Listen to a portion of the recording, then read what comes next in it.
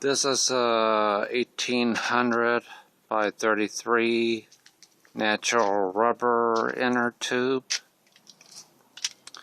Says size on the tube, and they especially use these in reference to your older Ridgid off-road haulers. And this is a natural rubber type. And when I got each of these in the box, they weigh about 85 pounds. And then they have the TRJ 1179 valve.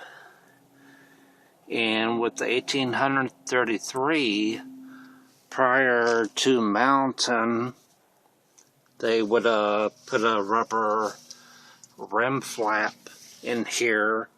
First insert it over the valve and just insert it all the way around before mounting, so the tube would not bust in the tire while the truck be moving in the mine or the quarry.